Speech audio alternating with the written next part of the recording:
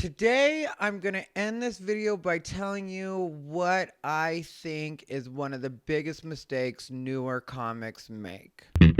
What's up, everybody, and welcome to yet another Comedy Tip Tuesday. I'm your host, Ty Rivera, the absolute best LGBTQ comedian in the world. This is not the new setup. I've just moved, and I haven't decided where I want everything to go yet, so right now I'm just doing this one on the fly because I do try to stick to Comedy Tip Tuesday because I know a lot of you do like to watch it, a lot of you count on it, a lot of you count on my advice. If you could just start off by doing me the favor of liking the video. If you have a question, comment, because I'm going to open by answering every question that was on the last video, which there were only like 4 or 5, and I was going to only choose one, but they were really good questions, so I was like, let me answer all of these questions. And then, like I said, if there's time, I'll talk about what I think the biggest mistake comics make is, and I just need you guys to subscribe and comment and like and all that good stuff because the algorithm pays attention to it, and I need these clicks. So, our first question is from Casper. If you remember, not too long ago, Casper hit me up asking me when it's time to get paid or how you go about getting paid. And I know for a fact Casper has gotten paid for, I think, a couple of shows now. So Casper has been doing what he needs to do. I see Casper regularly. He's a Vegas comic. We're friends. Anyway, Casper asked, should a new comic focus more on doing new material or perfecting the few good bits they have? What I would say on this is ideally a combination of both, because if you're going to a lot of open mic and also doing book shows as well, at the book shows you'll be able to do your material that you know actually works,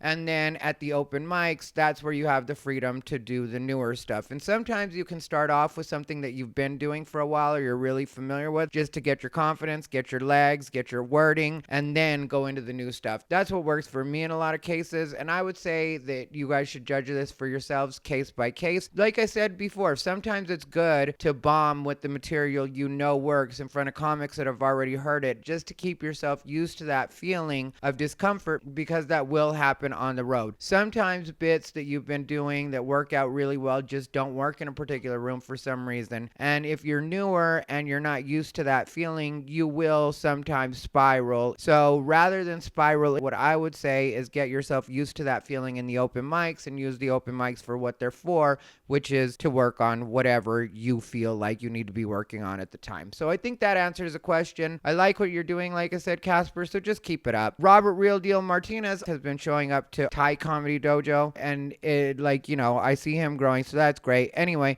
Robert Real Deal Martinez says, great content. Thank you, sir. My question is on writing. So are there any books you've read that you would recommend, or writing exercises that you do, or tips on process of writing? Much appreciated. So when I first started doing stand-up, there was a comic that really just impressed me by the name of Paula Bell. Everybody might not know Paula Bell, but she was one of Richard Pryor's favorites. Red Fox loved her.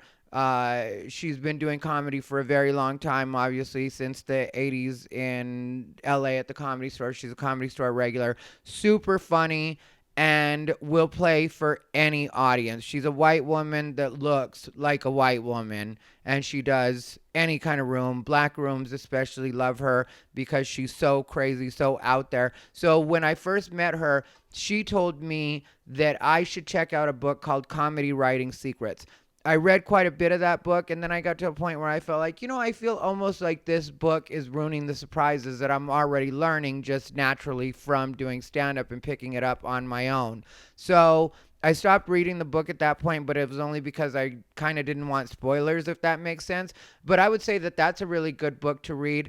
I read second edition, third edition is out now. I've noticed that a lot of times in books like that, they'll keep what, are the kind of the standards or just the regular things that you should know, the basics, and then they'll usually add some updated to accommodate for the new world that we live in. Like social media wasn't like what it is now when I originally read that book, so it probably glosses over that. So I'm going to put links down below for Comedy Writing Secrets, both editions, like the second and the third.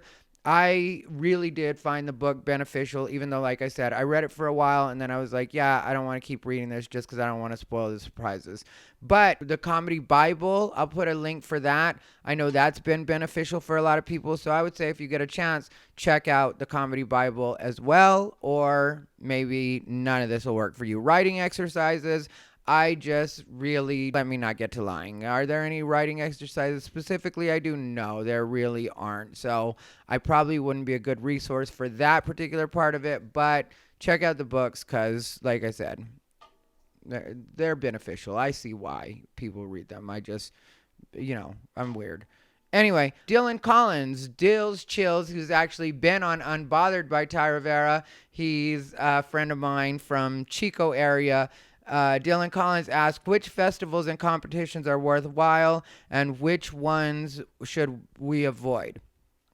As far as the ones that you should avoid, I don't really know any that are really scammy or what. If the fee to submit is too high, then I would say like skip it. But as far as the ones that I think have been really beneficial and I've seen do a lot for people, Big Sky is one of them that like is not only a fun experience, but also a lot of industry goes to Big Sky. So whatever it is they're doing out there, they get the people that you want to be seen in front of if you want to be on the industry side of things. And they've had some really good winners. So I would say check out Big Sky. Also, World Series of Comedy, if you just want to be on the road, that's a really good festival for you to do, or competition. Festival. World Series of Comedy is a festival. I won World Series of Comedy in 2013.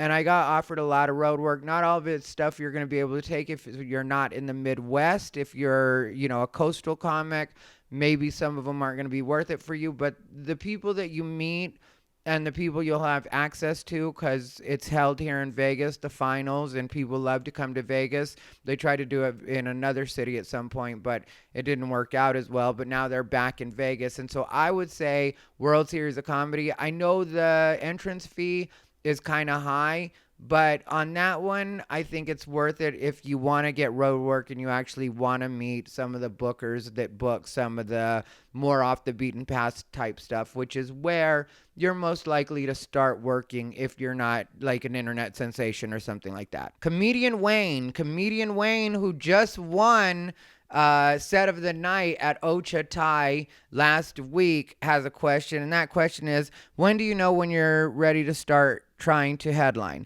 I'm not saying I'm ready. It's just a wonder I've always been curious about. Is it based on years of performing or somewhat based on how much material you have? Well, it's usually based on how well you're doing. That's what I've noticed as far as headlining, and that's the way it worked out for me. Technically, as far as the amount of time I had on stage or the amount of time that I could do on stage, when I first started headlining, I would be surprised if I was able to do 35 minutes. But I was able to pad it with personality and crowd work. And then after doing that just for a short while, because when you really get to swim around in the time, what you notice is you just start growing really fast and you start adjusting to it and you start realizing you can add tags that you weren't usually able to add in the shorter sets, or you were able to do more crowd work because you're headlining and you didn't have a headliner over you as feature that was telling you that they didn't really want you to do crowd work, or the club wasn't dissuading you from crowd work because you're actually headlining, so you're the person in charge. So that's what I would say as far as when you're ready to headline. You'll feel it even though you still won't think you're ready if you're anything like I was. A friend of mine, Mark Mealy, I remember him telling me something that really resonated with me back then. He was like, dude, you just got to do things. Like when opportunities come up, you just got to do them because you're never going to feel ready. And he was right. I never felt ready.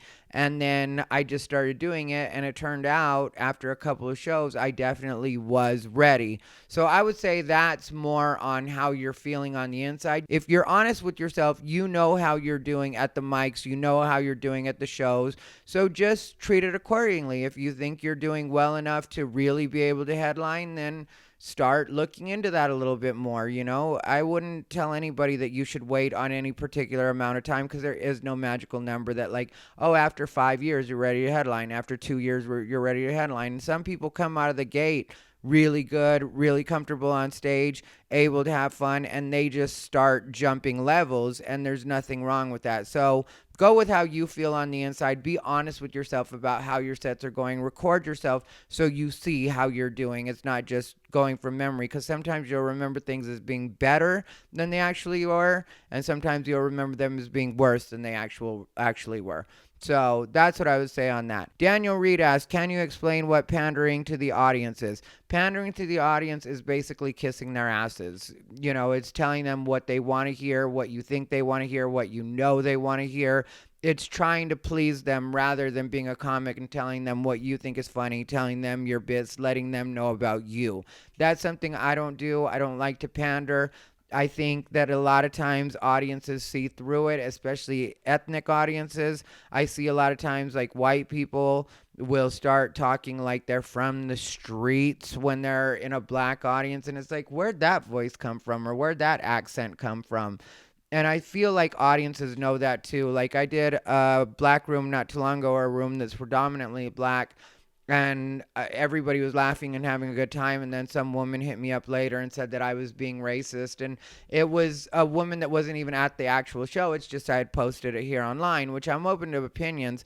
But when I asked her what she thought she was racist, she was like, well, I think you should have addressed black girl magic. And it's like, that's not what I do. I mean, like, I don't even talk that way. So if I were to come out talking about black girl magic and whatever else, that audience would have been like, this bitch is fake. So I stay away from that part of it. Like, pandering, no. If I actually have a compliment for an audience, or I say I want to, or I actually want to commend something about a particular group, then I'll do that, you know. But just pandering is stupid. When people do it with gay people, it's also annoying. Like, I've been in audiences where the audience was trying to relate to us as gays and trying to like be super rah you're gay, and it was just like, just do the jokes already. So that's what pandering is. I think that's a pretty good explanation.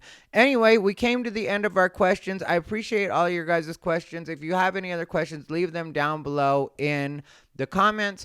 I will tell you what I think the biggest mistake a lot of comics make is, newer comics, younger comics, is a lot of times they'll take on the enemies and not like other people because their friends don't like them. And that is one of the dumbest things that you can do, because someone that maybe hasn't shown the best side of themselves to one person can show a completely different side of themselves to another person, and both can be completely genuine. Like, sometimes people just don't hit it off the way that other people will, and sometimes people don't necessarily feel like helping you that would help one of your friends, or don't feel like helping one of your friends that would help you out. So I would say, as far as that goes, that's a really big mistake I see comics making all the time, and losing opportunities because they decide that they want to live like it's junior high, and if their friends don't like somebody, then they can't like them either. And it makes no sense. You're shooting yourself in the foot. If there's somebody that's willing to help you in this business, that's not always the easiest to come by. So I would say take the help. If they're obviously something terrible and something that you're personally morally against, then stay away from them. But, you know, like a good example of that would be like Carlos Mencia. A lot of people talk a lot of shit about Carlos Mencia, and Carlos Mencia was definitely a joke thief. I don't think he's stealing jokes anymore, but he was undeniably a joke thief. Well, I have some very good friends that Carlos Mencia has not only been good with in the comedy way and helped them get more work, and even work them himself, as in having them feature or open for him on the road, but I've also heard that he's very generous with them in what he pays. So like I said, there, just go by what people give you. Instead of deciding to put a wall up and say, because my friends don't like this person, I'm not going to like this person.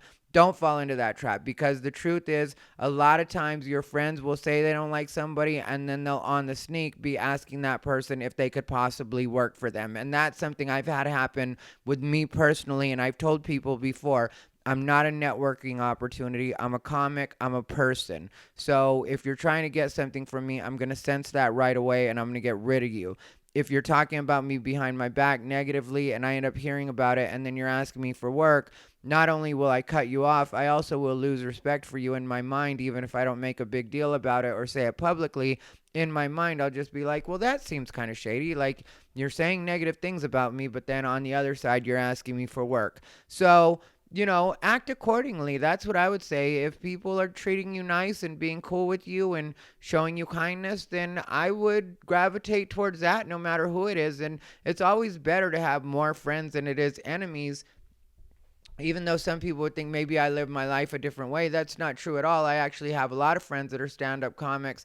I don't have a lot of friends that are true open micers because there is a lot of backbiting on the open mic scene. I've never understood that though, why people will be backstabby and not cool with other comics when they're basically performing for free and doing free spots.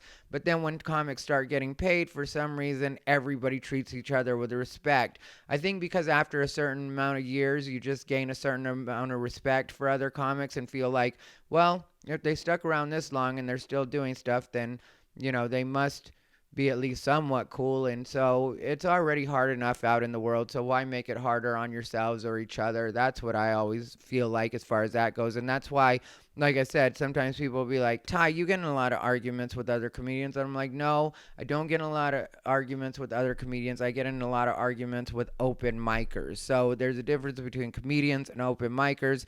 And like I've said before, I don't think open micer is an insult, but at the same time, if you're just doing it for free and just running around to the mics, you are an open micer, So there's nothing wrong with that, but it's just that's the phase you're in.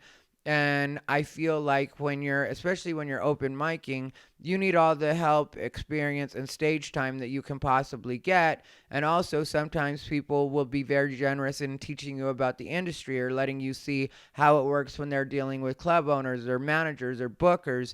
And so that can be very helpful, just you getting to see that and kind of the inner workings of the way it works out for professional comics. So that's what I would say is if people are good to you, then you be good to them.